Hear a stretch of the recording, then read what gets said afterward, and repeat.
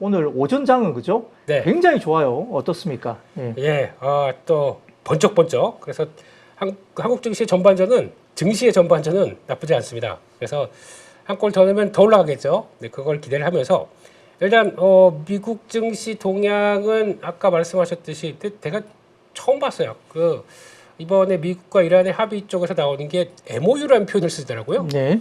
아니 국가와 국가 간의 MOU가 그런 게 있나 싶기도 한데 아무튼 그런 표현을 쓰면서 시장의 분위기가 일단 그런 것 같아요. 지금 미국은 알게 모르게 지금 가장 또 부담감이 컸었던 게 지금 일단 실질적인 미국의 원유 재고가 상대적으로 많이 부족했었습니다. 그러다 보니까 어쩔 수 없이 지금 빨리 합의를 해야 될 수밖에 없는 국면 쪽에서 저희가 보통 많이 보는 게 이 WTI라고 하는 이제 기준으로 보는 인도되는 지역들이 쿠싱이라고 있습니다. 이게 가장 핵심적인 실질적으로 잔고가 얼마큼 있냐라고 하는데 쿠싱 잔고를 많이 보는데 거의 10년째 바닥입니다. 그러면 지금 원유가 많이 부족했고 게다가 미국 입장으로는 이걸 계속 또 어떤 정제를 해서 계속 또 가기 시작하는데 그게 원유 정제를 통해서 나왔던 게 그동안에 비축유를 통해서 나왔습니다. 그러다 보니까 비축유도 많이 줄었죠. 그러면 어차피 합의를 해야 된다. 그런 쪽에서 나오는 과정 쪽에서 그러면 이제 이런 게 좀 풀리겠다라고 하다 보니까 조금 더 강하게 시장도 반응을 했다는 쪽들이 더 맞는 것 같아요. 그런 쪽에서 일단 나스닥도 중요한 자리 쪽에서 돌았죠. 이 정도 안쪽에서 마지노선이죠. 여기서 25,000대에서 돌았다는 거는 나쁘지 않은데 약간 이제 저항대가 있는데 이거는 오늘 스페이스X와 함께 다시 화성으로 갈 거니까라고 해서 달릴지 딱 이제 관건이긴 한데 그래도 뭐 분위기는 전환됐다. 특히 이제 주말 사이에 이란이 딴소리만 안 하면 될 것 같고요. 예, 또 합의는 맞지만 합의 관련된 내용들에 대해서 뭐 또 딴소리만 안 하면 일단 추세는 전환시켰기 때문에 뭐 나쁘지 않다고 봐야 될 것 같고 그런 쪽에서 국내 증시를 연결을 시켜보게 되면 저희는 그냥 목말랐었죠. 예, 이거 돌아가는 거 맞냐라는 쪽에서 2, 3일 동안 그런 얘기 되게 많이 들었습니다. 이제 시장 왔다 갔다 하면서 추세 하락한다고. 예, 그래서 변동성이 고점에서 커지는 거는 추세 하락이다라는 얘기를 많이 들었었는데 그러거나 말거나 시장은 이제 계속 가는 분위기죠. 그래서 약간 위축됐던 부분들이 지금 반대로 나오면서 그러니까 이제 변동성이 커도 얼만큼 추세에 대한 믿음을 갖고 있느냐에 따라서 저희 대응 능력이 확 바뀌는 것 같습니다. 그런 쪽에서 아직은 빠질 때 아니다라고 하는 내용들이 이제 충분히 시장에서 반영되는 것 같고요. 오늘 좀 특이한 내용들이 수급입니다. 지금 일단 외국인들이 오랜만에 2조를 사네요. 네. 와, 예. 2조 시대로 돌아가는 건가요? 네, 그래서 2조 사고 있고 기관까지 들어오는데 기관의 절반은 또 금융투자입니다.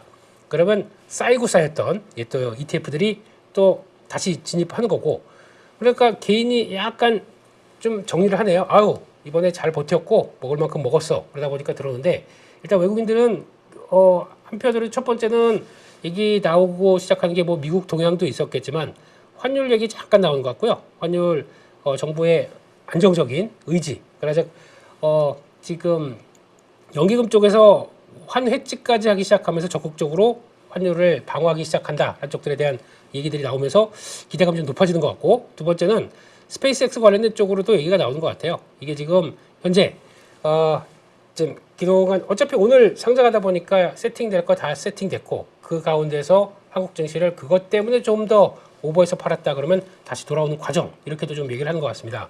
수치가 얼마인지 어떻게 되는지는 잘 모르겠고요. 그거는 또 통계 봐야 될 것 같고 세 번째는 삼성전자, SK하이닉스 같은 경우 주가가 계속 올라갈 때는 기계적으로 줄였죠. 줄였다가 이번에 조정을 끝나고 다시 돌아오다 보니까 아직 여유분이 있기 때문에 그거 일단 채우고 보자 라는 쪽으로 들어오는 것 같은데 이건 뭐 거기다 선물까지 들어오다 보니까 약간 진성의 느낌은 나지만 그래서 이런 때는 외국인들이 그러면 다음 주까지 계속 사겠느냐 그건 모릅니다. 이거는 그래서 일단 분위기는 반전엔 성공했다라는 쪽으로 바라보고 일단 시장을 볼 때 또 그거까지 한번 점검을 해볼게요. 일단 지금 오늘 아침에 나왔던 상황으로 봤을 때 지난 요 자리죠. 그러니까 가장 중요했던 지지권 중에 하나가 7750이 하나가 있었고 7450 개인적으로는 그렇습니다. 요 정도가 일단 어제 지키고 바로 터졌기 때문에 거기서 7750에 대한 부담을 살짝 느꼈지만은 그냥 갭으로 뛰어서 요 여기 지금 나오는 갭 여기는 아직까지 조금 힘들다라는 쪽에서 봤을 때는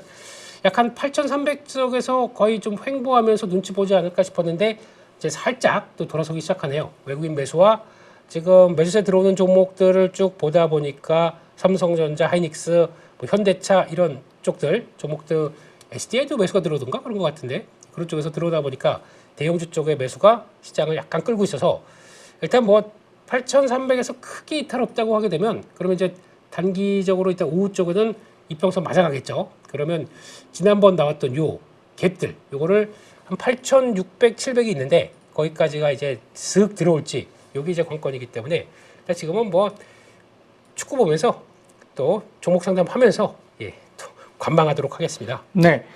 지금 외국인들이 코스피에서는 2조 1천억 가까이 사고 있고 지금 선물도 1조 9,670억 정도 매수가 들어오고 있습니다. 그러니까 양 시장 모두 이렇게 선물 시장과 현물 시장을 다도 사고 있는 상황이기 때문에 네. 좀 상방으로 계속 밀어 올리지 않을까. 이렇게 계속적으로 포지션이 유지가 되면 프로그램 매수세가 여전히 진행되다 보니까 그렇죠. 대형주 중심으로 또 상승세가 좀 나타날 가능성도 있다고 보이는 상황이기 때문에 네. 최근에 반도체 소부장이 먼저 한 이틀 정도 급등각이 나왔고 그렇죠. 전자 하이닉스가 좀 쉬었잖아요. 그러니까 맞습니다. 이제 오늘 일부 소부장은 살짝 좀 쉬고 네. 오히려 전자와 하이닉스 쪽으로 또 집중되는 그런 모습도 나오고 있는 모습도 특징으로 좀 볼 수 있는데 네. 자, 그 외에도 다른 섹터 가운데 좀 눈여겨볼 만한 섹터들 어디가 좀 있을 것 같습니까? 네, 제 눈에는 반도체랑 소부장밖에 안 보입니다. 네, 그렇긴 하지만, 얘기 너무 많이 드렸기 때문에 패스하고요. 네, 그리고 또 나중에 기회 되면은 한 번 더 정리해서 말씀드리고, 오늘은 그 밖에 다른 sek터 쪽에서 그나마 이제 현대차가 돌아가기 시작하면서, 네. 일단 중요한 자리에서, 배수진을 치는 자리죠. 이런 배수진 딱 친 자리에서 돌아간다.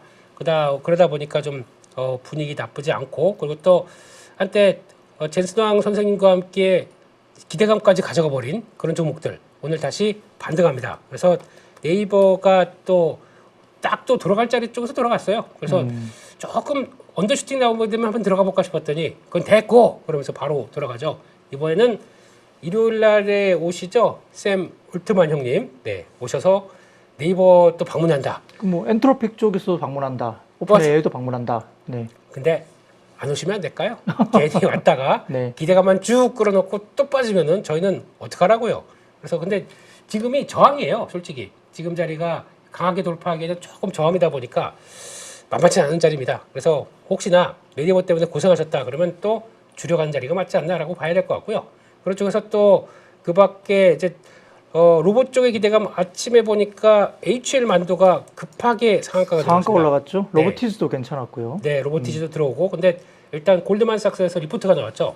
골드만삭스 리포트는 이제 앞으로 눈치를 딱 봤을 때 한국이 휴머노이드 로봇뿐만 아니라 로봇 시장의 핵심이 될 국가로 보여진다. 그러면서 그 중에서 탑픽을 HL 만도로 꼽더라고요. 그러다 보니까 거기서 강하게 반응하고 아니 잠깐만 만도뿐만 아니라 현대차는 왜 쉬라고 그래? 그러면서 같이 훅 들어오다 보니까 아마 그쪽에서 변화를 좀 강하게 들어오면서 로봇 쪽들이 다 같이 움직이다 보니까 약간 타겟을 지금 부품 쪽에 포인트를 맞추다 보니까 그거 네. 관련된 쪽들이 오랜만에 다 같이 움직이는 모습들이 좀 확인됐다. 그런 쪽에서 시장들이 조금 더 빠르게 움직인다고 봐야 될 것 같고요.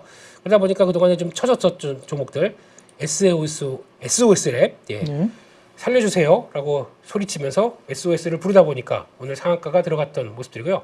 좀 많이 빠졌습니다. 이 자율주행 쪽에서 그래도 경쟁력이 있다고 보는 회사 중에 하나였었는데 또 들어가기 시작하고 로보티즈 또 들어오는데 일단 좀 저항입니다. 바로 여기서 돌파 못할 것 같아요. 약간 좀 숙였다 갈 수 있기 때문에 그런 관점 쪽에서 로보티즈에 대한 저항도 한번 보셔야 될 것 같고 그 밖에 한국 APIM 참 될 만한 회사였는데 수급 때문에 고생하다가 또 배수진 자리가 한번 나왔었죠. 딱 치고 바로 올라오는데 또 저항입니다. 한 번 더 가게 되면은 지금 한 10만 원대 중반대가 저항인데 일단 거기까지는 밀어 올렸다. 쪽에서 지금 분위기는 로봇 쪽들에 대해서 지금 또 한번 시세가 딱 한번 좀 강했기 때문에 이번에 로봇 쪽 시세가 강해서 조금 주춤하지 않을까 싶었는데 됐고 그냥 밀고 가겠다라는 쪽들에 대한 얘기들이 크고 특히 SBB테크 특히 이 두 회사 같은 경우는 그래도 현대차의 영향력들이 좀 있는 회사들이죠. 그러다 보니까 좀 강하게 들어왔는데 마찬가지로 중소형주가 들어오는데 그동안 시세 받고 많이 빠지다 보니까 돌아가는데 이제 저항대에 막 걸리는 모습들 이게 나오다 보니까 오후까지 그냥 잘 밀고 올라갈지가 관건이 아닌가 싶습니다. 네. 최근에 세미 어널리시스가 좀 약간 뭐랄까 관종처럼 느껴집니다. 최근에 소캠2 관련해서도 이상한 리포트 하나 냈고, 네. 최근에 또 CPO 관련해서도 광통신 늦어질 것 같다라고 네. 하면서 솔직히 말씀이면 관종 리포트를 냈어요. 예. 그래서 엔비디아가 이를 반박하듯이 CPU 관련된 부분들을 확실하게 동영상으로 보여주면서 그렇죠. 이제 우리들이 그걸 갖다 이제 한다라고 이제 보여주면서 반론을 완전히 켰는데, 네. 자, CPU 관련된 쪽이 움직이다 보니까 통신 장비주까지 오늘 또 괜찮거든요. 그렇죠. 이 관련된 쪽은 어떻게 좀 봐야 할까요? 네, 그래서 지금 움직이는 걸 보다 보니까 역시 광통신 엔비디아 이상 없대. 그러니까 대한광통신이 먼저 움직이는데 제가 보기에는 낙폭 커서 그런 겁니다. 낙폭 커서 움직이는 걸로 보고 있고 그런 상황 쪽에서 돌아서는데 일단 최근에는 한번 들어가 볼 만은 했었죠. 낙폭이 컸기 때문에. 근데 지금 또 저항이다 라는 쪽으로 보게 되면 일단 거래 이 정도로 저항을 돌파한다. 지금 2만 원대 돌파한다. 아직은 조금 고민스러워요. 그렇기 때문에 가장 기존의 대장주라고 했던 종목들 이 정도로 봐야 될 것 같고 그래도 빠질 수 없는 쪽이 성우전자가 아닌가 싶습니다. 개인적으로는요. 예, 성우전자가 훨씬 더 특히 이번에 그 자회사를 통해서 성과를 내고 물론 아직 매출 비중이 그렇게 크진 않지만 성과를 냈다라고 하게 되면 여기가 돌파돼야 되는데 좀 되게 지저분해요. 5만 원대만 들어오게 되면 그게 아마 라운드 넘버 때문일 것 같고 거래는 늘어나는데 이번에 또 이게 코스닥 100에 100인가 150에 들어왔죠 이게요. 네, 그러다 보니까 거기서 나오는 또 부담감이 한번 들어왔다가 이제 저항대가 좀 있기 때문에 레벨을 시도하는지는 또 저항이 만만치 않습니다. 그래서 그런 것도 한번 보시게 되면은 일단 기대감과 함께 또 아까 말씀하셨던 이제 통신 장비 쪽에서도 뭐 RFHIC 같은 경우도 많이 빠졌었고 그러다 보니까 RF 머티리얼즈도 많이 빠졌었고 그래서 돌리긴 하는데 아직 드라마틱하게 주도하면서 솔직히 제대로 되겠다 그러면 상한가 들어갔었어야 됐죠. 그런 정도는 아니다라고 하게 되면 지금 분위기는 일단 낙폭 과대를 반응하는 정도 그렇게 일단 바라보고 있습니다. 네, 좋습니다. 지금 로봇 관련된 테마군들 굉장히 좋은 상황에서 현대차 그룹과 HL만도 정중 상한가, 로보티즈 등을 포함해서 모비스까지, 현대 모비스까지 분위기가 좀 오고 있다 말씀 주십니다. 자, 이제 기본적으로 방어주로 이야기되고 있던 그 금융주, 은행주가 올해 그죠? 올해 하반기에 한국에서도 지금 금리 인상론이 계속적으로 불거지니까 네. 오늘 은행주가 급등각인데요. 네. 뭐 재미가 없다는 분도 계시지만 최근 움직임은 그렇게 나쁘진 않습니다. 네. 금융주 좀 어떻게 지켜봐야 됩니까? 네, 일단 며칠 전에 한번 맛보기가 한번 나왔습니다. 맛보기 하면서 이제 반등을 딱 들어왔는데 장중에는 정고점 때 넘어가면서 신고가 살짝 나오다 또 꺾여버렸어요. 이거는 뭐 수급 논리죠, 그냥 수급 논리인 것 같고 다시 한번 들어옵니다. 그러니까 이렇게 보게 되면 지금 이 자리 쪽에서는 우리도 이 자리에 있는 게 아니라 지수 8천 시대에 나도 좀 가야 될 거 아니야 라고 해서 거기서 이제 계속 들어오는 소외에 따른 모습들이 좀 들어오는 것 같고 거기다 또 지금 보게 되면은 2분기 때도 사상 최대 실적을 예고를 하고 있습니다. 그런 쪽에서 나오면서 아마 실적도 괜찮은데 그러면 이런 금융 지주는 딱 그쪽이죠. 또 증권, 보험 이런 쪽들이 더 가세를 하기 시작하면서 더 좋아진 쪽들이 있는데 자세히 보게 되면 예대 마진보다는 그래서 더 실적이 좋아진 겁니다. 그걸 생각하게 되면 예대 마진은 예전처럼 막 그냥 그렇게 금리 올라가니까 또 똑같이 예금 금리는 올라가는 속도보다 대출 금리가 더 올라가서 뭐 이렇게 나온 거는 조금 좀 그런 것 같고 또 보니까 오늘 아침에 나왔던 얘기는 신용대출이죠. 이제 이걸 1억 이하로 제한을 한다고 합니다. 이러면 저희가 아니 내가 한돈이 이렇게 많은데 왜 못 주냐? 나 연봉이 5억인데 왜 1억밖에 안 주냐? 라고 할 수 있겠지만 자꾸 저희가 이걸 가지고 주식한대요. 그래서 정부가 금융당국이 그거에 대해서 좀 철퇴를 가야겠다. 그래서 그렇게 나온다고 하는데 기존 쓰시던 분들은 아닌 것 같고 그래서 신규는 그렇다라고 하게 되면 일단 점점 돈 나올 구멍들이 조금 좀 줄어드는 것 같아서 빨리 가서 일단 이거 마통 트어 놓는 게 좋을 것 같다 라는 쪽들인데 이렇게 되기 시작하게 되면 지금 일단 부동산 쪽에서도 좀 막혀 있죠. 부동산도 지금 정부가 대출 규제하는 쪽이고 신용도 규제하는 쪽이고 이렇게 되면은 보통 QE 확대라고 하는 은행이 뭡니까 일단 예대 마진이 나올 수 있는 Q 대출을 계속 잘 해줘야 이게 확 늘어갈 텐데 이게 안 된다 그러면은 한계가 좀 있어요. 네, 그런 쪽이고 게다가 그러면 이걸 기업 쪽으로 돌려야 되는데 요즘 기업들이 물론 환율 때문에 힘들어하는 기업들도 좀 많습니다. 그럼에도 불구하고 수출 기업들 환율까지 좋다 보니까 아직 뭐 그렇게 크게 나쁘지 않다고 하게 되면 기업들 출로 강화되기도 좀 아직 부담스럽고, 네, 그렇기 때문에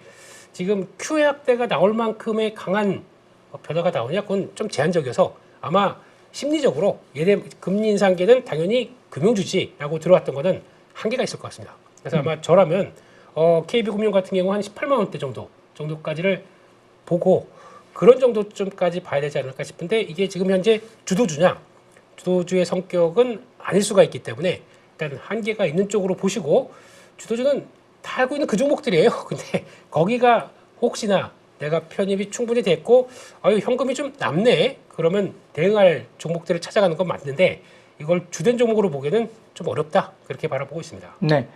자, 섹터별로 본다면 오늘 뭐 에코프로 그룹까지도 괜찮아 보이고, 네. 뭐 거래소 쪽에 2차 전지 쪽도 셀 업체들도 꽤 높은 상승률을 보이고 있습니다. 네. 2차 전지나 그 다음에 최근에 뭐 거론되고 있던 대형 IT 가운데 삼성전기, 뭐 LG노텍 네. 이런 쪽도 상당히 좀 오늘 좋은 모습인데요. 네. 어떻게 좀 지켜봐야 될 것 같습니까? 일단 삼성전기는 아쉽게도 오늘 가다가 좀 멈춥니다. 그렇다는 얘기는 일단 기술적으로도 요 자리 정도쯤 위에서는 한 번에 못 가라는 쪽이다 보니까 이제 딱 좀 목에 걸리는, 철봉에서 딱 걸리는 모습들이고, 그런 상황 쪽에서 아직까지 해결하지 못한 게, 물론 어제 다 해결 못했습니다. 지금 펀드들이 지금 하나로, 그리고 또 코덱스 이쪽에서 9천억 정도까지 오버가 되는, 그러니까 한 종목당 30%를 담고 있는데 그 이상으로 다 되다 보니까 이거 리밸런싱을 해야 됩니다. 그렇기 때문에 그게 아마 15일에서 18일까지 진행이 될 거예요. 그렇게 되면 거기서 나올 수 있는 부담감, 이거 그러면 팔면 어디로 넘어가? 라고 하다 보니까 그거에 따른 부담감이 일단 기계적으로 줄여야 되다 보니까 또 부담이 될 수 있는데, 그렇다고 걱정을 하실 필요가 없는 게 펀드멘탈이 아니라 수급 때문에 그런 겁니다. 그렇기 때문에 그거와 관련된 쪽에서 밀린다 그러면 그땐 또 자리 잡고 보셔야겠죠. 근데 아직은 그에 따른 부담감이 있다 보니까 지금 190만 원대입니다. 삼성전기 같은 경우 여기 대해서 부담을 딱 여전히 느끼고 있고, 그 밑에 저가매수는 들어오는데 고가로 더 푸시하려는 쪽들은 약합니다. 거래에서도 그렇게 나오고 있죠. 그렇기 때문에 이거 확인돼서 끝나고 나는 다음 주 중반 정도쯤에서 한번 타이밍 보시는 게 좋을 것 같고, 이 이슈 때문에 종가에 갑자기 뭐 훅 밀려 있다 그러면 그럴 때는 들어가 보셔도 될 것 같아요. 그렇기 때문에, 그리고 지금 나오고 있는 그러면 삼성전기가 200만 원대까지 가는 게 너무 오버했다라고 생각하실지 모르겠지만, 이거는 저희만 그런 생각이고요. 일본 업체들 무라타부터 이비덴 이런 기판 업체들과 MLCC 업체들 같은 경우는 이번에 지금 골드만삭스에서 지금 골드만삭스였네. 일단 골드만삭스가 맞는 것 같은데, 거기서 부르기는 영업이익 전망치를 내년 2028년까지 30%씩 다 올려버렸어요. 그렇다는 얘기는 EPS 가능하다는 얘기입니다. 그런 쪽이고, 게다가 목표 주가는 3배씩 다 올렸습니다. 그렇다는 얘기는 지금 시장에서 바라보는 것보다 병목 현상이 나왔을 때 ASP가 올라가면서 나오는 실적에 대해서는, 그렇다고 Q가 꺾이느냐, Q도 같이 늘어나요. P와 Q가 들어갔을 때 나올 수 있는 실적은 너무 보수적으로 보지 마라 라는 쪽에 대한 흐름들이 계속 나오기 때문에, 일단 이럴 때는 밀리면 적당한 자리 되게 되면 보시는 게 좋겠다는 쪽인데, 그럴 대응하시는 게 더 좋겠다고 보면서 흐름들 찾아가는 게 좋을 것 같고요. 또 하나, 지금 2차 전지도 살려주세요. 네. 이게 바람이 좀 통하기 시작합니다. 너무 밀렸죠, 이번에도. 삼성 SDI 같은 경우도 여기까지 잘 안 오는데 일반적으로. 근데 거기까지 터치하다 보니까 바로 돌아갑니다.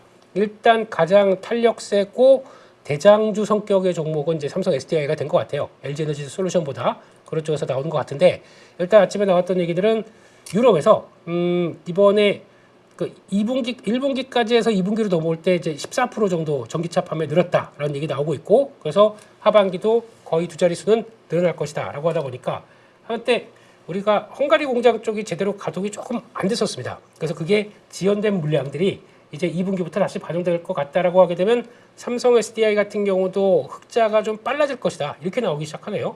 그건 뭐 항상 실적 뚜껑 열어봐야 되다 보니까 그런 쪽인데, 그래서 그러면 이제 2차 전지도 아무 고민이 없겠느냐 하겠지만, 자세히 보게 되면 ESS 쪽에서 저희가 이제 여러 가지 하반기 출하량 다 준비됐어요, 수주 주세요라고 딱 대기하고 있다가 수주가 이제 하나씩 둘씩 들어오기도 하는데, 악재가 하나 있네요. 이게 지금 포드나 지금 영어로 써야죠. 포드, GM 이런 회사들이 우리 유휴 설비 가지고 ESS 진입하겠다. 그런 쪽으로 들어오기 시작합니다. 그런데 이게 부담이 될 수가 있는 게 같이 경쟁을 하는 입장 쪽에서 그래도 미국 쪽이다 보니까 물론 그들이 얼마큼 수율을 맞춰서 내고 얼마큼 기술력이 있는지 모르겠습니다.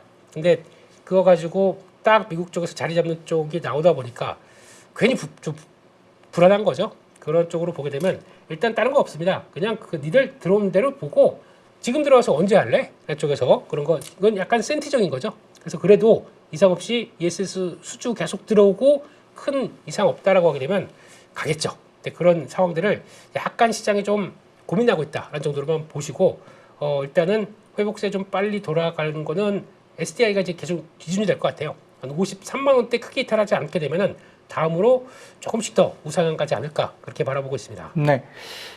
트럼프 대통령의 휴전 가능성에 대한 언급을 영향을 받으면서 네. 오늘도 건설주라든지 네, 건설기계 그리고 화물류 굉장히 무겁게 거래되던 철강주까지도 오늘 급등이거든요. 네. 포스코 홀딩스가 한 8% 가까운 급등, 그리고 현대제철도 11%대 가까운 급등이 나옵니다. 네. 이 좀 같이 묶어서 봐야 되는 건지 아니면은 지금 건설과 철강 이쪽이 각자 또 다른 이유 때문에 올라가는지 한번 봐주시면 좋겠습니다. 일단은 너무 소외됐어요.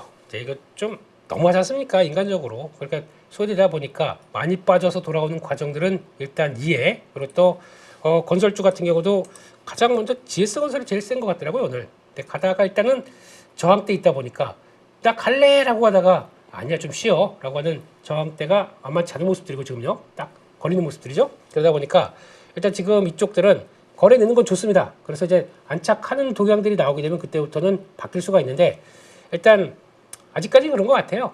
이번 얘기했던 게 트럼프 대통령이 전쟁 빨리 끝낸다고 얘기했던 게 39번째인가 8번째인가 그랬대요. 네. 근데 그게 일단 이란 반응 이제 확인해서 진짜 부통령 가서 유럽 가서 사인 끝내고 쫙 들고 웃고 있는 거 사실 악수하는 거 봐야죠 저희는. 그렇기 때문에 약간 일말의 의구심은 남아있다고 봅니다. 그렇죠. 트럼프 네. 본인 안 간다 그랬잖아요. 부통령 보낸다 그랬습니다. UFC 봐야죠. 그렇죠. 백악관 앞에서. 이게 링도 만들고 해가지고 와. 아주 난리도 아니고 네로 황제 같아요. 아니 근데 우리였으면 세금을 그런 데다 쓴다 그러면 난리 나지 않았을까요? 그렇죠. 네. 그거 우리는 좀 용납이 안 됐을 것 같은데요. 그렇죠. 네. 근데 미국 시민들은 그냥 같이 UFC 즐기려고 하는지 모르겠지만 네. 좀 그래요. 그래서 네. 아무튼 예, 그런 느낌이 들어서 예. 그렇지만 뭐 그래도 그거 보려고 부통령 보낸다. 이것도 좀 그래요. 그래서 아무튼 그래서 아마 주말 사이 큰 이슈 없고 제일 중요한 건 저희는 호르무즈 해협입니다. 그렇죠. 거의 배 네. 이제 지금까지는 통과 1000배럴 정도까지 왔다 갔다 할 정도로 미국의 호위함들이 같이 움직이다 보니까 통과는 했는데 그런 거 없이 통과한다는 게 이제 확인되기 시작해야 한시름 놓겠죠. 그러면 유가도 지금 80달러대 초반이나 그 이하까지도 내려갈 수 있다고 봅니다. 그래서 그런 것까지 확인하게 되면 그때 아이고 이제 끝났어 그러면서 이런 이제 재건주들이 또 움직이긴 하겠는데 제가 보기에는 재건주도 보시기는 하겠지만 방산주, 건설주 이것도 같이 방산주, 조선주 이것도 같이 보셔야 될 것 같습니다. 끝나고 나게 되면 본격적으로 뭐 수주들이 또 나올 수가 있는 국면들이기 때문에 그것까지 한번 생각해 본다라고 하게 되면 그것도 중요하지 않을까 싶습니다. 사실 어제 ECB가 금리 인상을 해버리는 바람에 네. 좀 저희가 약간 긴장을 할 수밖에 없고 한국도 하반기에 금리 인상 경로로 갈 거고 네. 그다음에 다음 주 월화에 되는 BOJ 네. 쪽에서도 일본도 금리 인상 쪽으로 이야기되고 있는 상황이기 때문에 네. 지금 빨리 종전이 되고 호르무즈 해협이 열리면서 유가가 하향 안정화되면서 미국 시장에서 금리를 올리는 방향으로 가지 않는 게 그렇죠. 시장에서는 좀 중요하지 않을까 네. 그 생각을 해볼 수가 있겠습니다. 현재 우리 자본시장은 그 어느 때보다 급격한 전환기를 지나고 있습니다. 차기 연준의장 케빈 워시의 취임, 금리와 증시의 불확실성, 전쟁으로 요동치는 글로벌 자본의 흐름까지 지금 시장은 고점 차익 실현을 노리는 롱과 숏의 잔인한 전쟁터입니다. 돈의 흐름을 공부하지 않고 제대로 투자하는 법을 배우지 않는다면 그 결과는 극명하게 갈릴 것입니다. 이제 투자에서 공부는 선택이 아닙니다. 생존입니다. 주도 섹터를 선점하는 방법부터 기업의 실질적 가치를 분석하는 기준, 차트 기반의 매매 원칙 수립까지 즉시 강력한 무기가 되는 저만의 노하우를 모두 쏟아붓겠습니다. 이 거대한 소용돌이 속에서 진짜 살아남을 주도 섹터와 실질적 기업 가치가 천금을 결정할 것입니다. 이번 6월 실전에 더 강한 투자를 통해 대전환기의 승자가 되시기 바랍니다.